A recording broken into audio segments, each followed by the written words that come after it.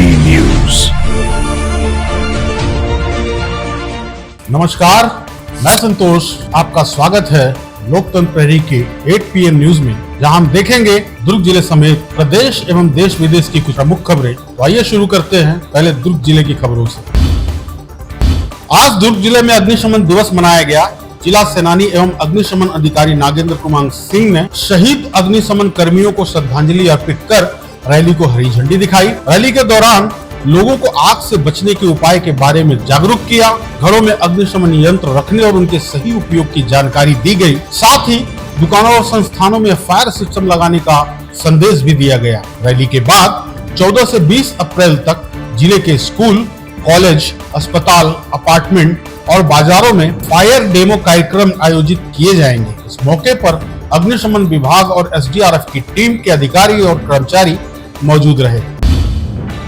छत्तीसगढ़ राज्य हज कमेटी की ओर से दुर्ग संभाग में हाजियों के लिए विशेष शिविर प्रशिक्षण आयोजित किया गया। इस शिविर में हज यात्रा से जुड़े सभी जरूरी पहलुओं की जानकारी दी गई। LCD के माध्यम से हज के अरकान और एहराम की प्रक्रिया को विस्तार से समझाया गया। कार्यक्रम में मुख्य अतिथि के रूप में सांसद विजय बघेल और महापौर अलका बागमार शामिल हुए। उन्होंने सभी हज यात्रियों की सुरक्षा और सफलता की कामना की। बताया जा रहा है कि इस वर्ष दुर्ग संभाग से लगभग 200 और पूरे प्रदेश से लगभग 815 हाजी हज यात्रा पर जाएंगे। उतई में 5 साल की मासूम के साथ हुई दरिंदगी के खिलाफ जन आक्रोश सड़कों पर देखने को मिला। युवा कांग्रेस के कार्यकारी अध्यक्ष इमाम खान के नेतृत्व में सैकड़ों युवाओं ने मशाल रैली निकालकर अपना विरोध प्रदर्शन जताया। गदा चौक से शुरू होकर सुपेला घड़ी चौक तक पहुंची इस रैली में लोगों ने बेटी हम शर्मिंदा हैं, तेरे दोषी जिंदा हैं के नारे लगाए। मीडिया से बातचीत में इमाम खान ने कहा कि प्रदेश में लगातार बढ़ते अपराध और नशे के मामलों पर सरकार गंभीर नहीं है। उन्होंने मांग की इस मामले में फास्ट ट्रैक कोर्ट के जरिए दोषियों को जल्दी से जल्द फांसी की सजा दी जाए। दुर्ग में अपहरण की एक ऐसी साजिश का पर्दाफाश हुआ है जो किसी फिल्म की कहानी से कम नहीं है। अमलेश्वर थाना क्षेत्र में एक मासूम बच्चे के अपहरण के मामले में पुलिस ने महज कुछ घंटों में ही खुलासा कर दिया। सबसे हैरान करने वाली बात यह है कि इस पूरे किडनैपिंग केस का मास्टरमाइंड कोई बाहरी नहीं बल्कि पीड़ित परिवार का सगा भांजा ही निकला। आरोपियों ने हनी ट्रैप का इस्तेमाल कर बच्चों को अपने जाल में फंसाया और फिर उसका अपहरण कर लिया। दुर्ग और धमतरी पुलिस की संयुक्त कार्रवाई में फिल्मी अंदाज में घेराबंदी कर सभी आरोपियों को गिरफ्तार कर लिया गया और बच्चों को सुरक्षित बरामद कर लिया गया है। इस मामले में एक महिला सहित कुल 5 आरोपियों को गिरफ्तार किया गया है और उनसे पूछताछ जारी है। दुर्ग जिले के अंडा थाना क्षेत्र के खाड़ा गांव में 43 साल के शंभू निषाद की संदिग्ध परिस्थितियों में मौत हो गई, जो अहमदाबाद में वेल्डिंग का काम करता था। कुछ दिन पहले ही गांव लौटा था। बताया जा रहा है कि रात को दोस्तों के साथ बैठकर शराब पीते समय जमीन विवाद को लेकर कहासुनी हुई, जो मारपीट में तब्दील हो गई। गंभीर रूप से घायल शंभू को अस्पताल ले जाया गया, जहां डॉक्टरों ने उसे मृत घोषित कर दिया। पुलिस ने इस मामले में 2 आरोपियों को गिरफ्तार किया है और आगे की जांच जारी है। पोस्टमार्टम रिपोर्ट के बाद ही मौत की असली वजह सामने आएगी।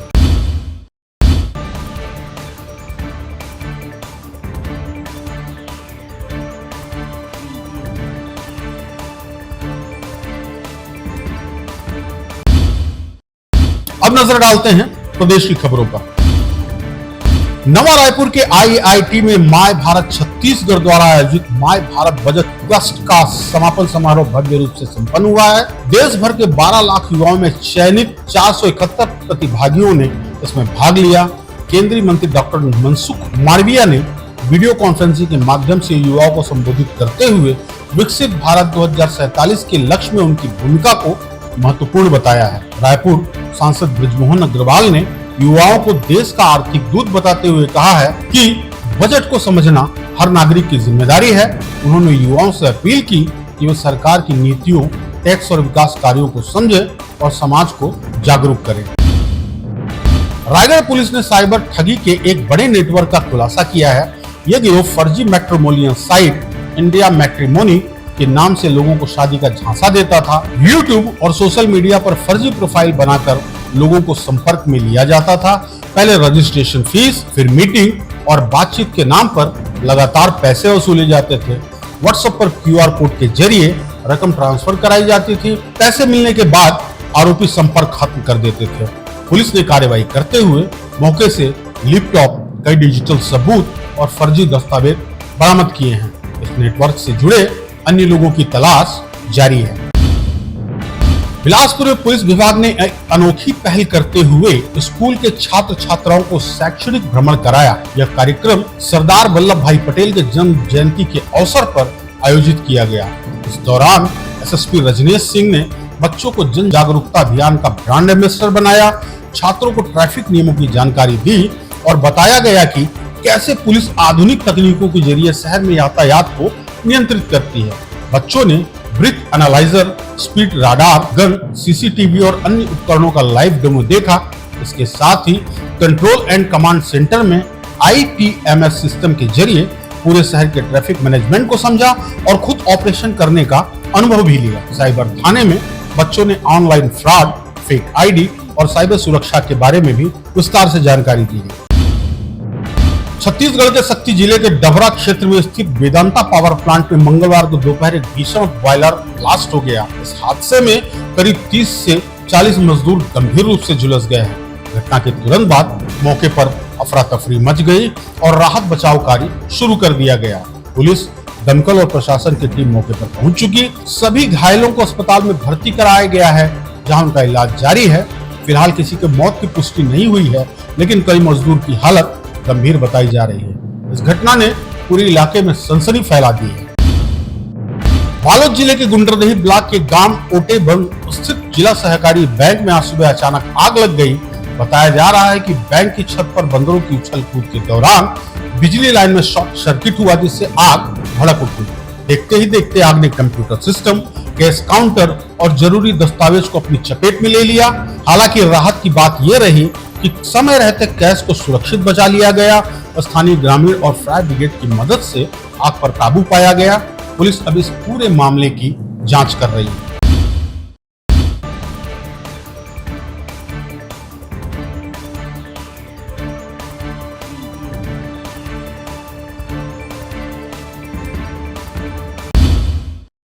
अब नजर डालते हैं देश विदेशी खबरों पर। आज प्रधानमंत्री नरेंद्र मोदी ने उत्तराखंड के देहरादून से देश को एक बड़ी सौगात दी। दिल्ली देहरादून इकोनॉमिकल कॉरिडोर का उद्घाटन करते हुए उन्होंने विकास की रफ्तार को नई दिशा दी।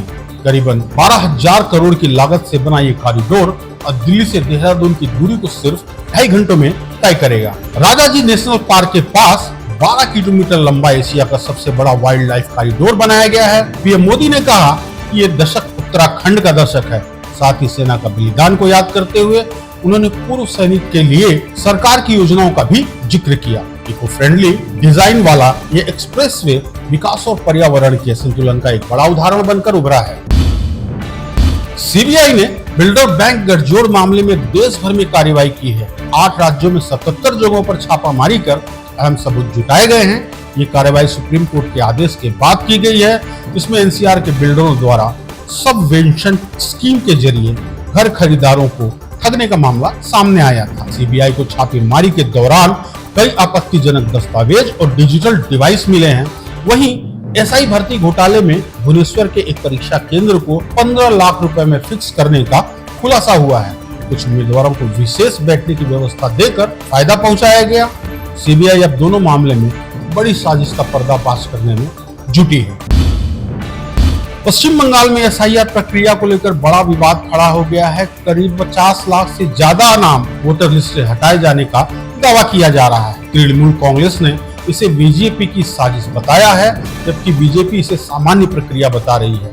मामला सुप्रीम कोर्ट पहुंचा, जहां कोर्ट ने चुनाव से पहले इन लोगों को वोट देने की अनुमति देने से इनकार कर दिया। कोर्ट ने बताया कि 34 लाख से ज्यादा अपीलें दायर की गई है।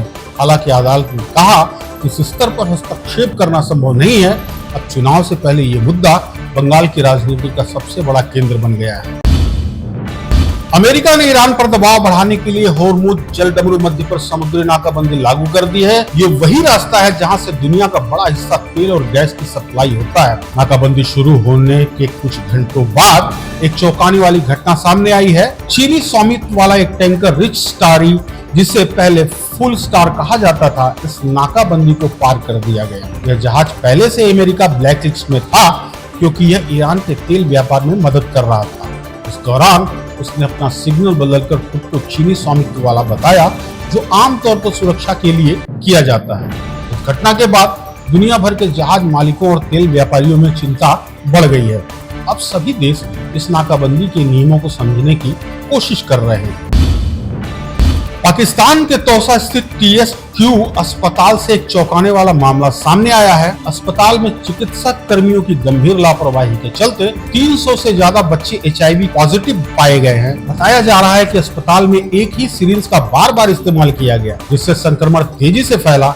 इस त्रासदी की सबसे दर्दनाक कहानी है 8 साल के मोहम्मद अमीन की, जिसकी HIV पॉजिटिव पाए जाने के कुछ समय बाद ही मौत हो गई। उनकी बहन भी अब इस वायरस की चपेट में है। यह मामला तब सामने आया जब एक स्थानीय डॉक्टर ने बच्चों में HIV के असामान्य केस नोटिस किए। जांच में खुलासा हुआ कि नवंबर 2024 से अक्टूबर 2025 के बीच 331 बच्चे संक्रमित हो चुके हैं। यह सिर्फ एक मेडिकल लापरवाही नहीं, बल्कि मानवता को शर्मसार करने वाला मामला है। आज की खबरें बस यही तक। मुझे दीजिए इजाजत। देखते रहिए लोकतंत्र प्रहरी। नमस्कार।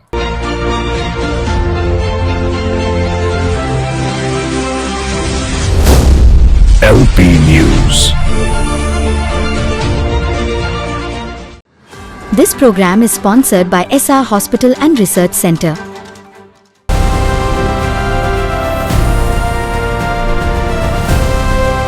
हर खबर पर नजर, सच, हिम्मत और जमीनी रिपोर्टिंग, देश, समाज और सत्य के लिए।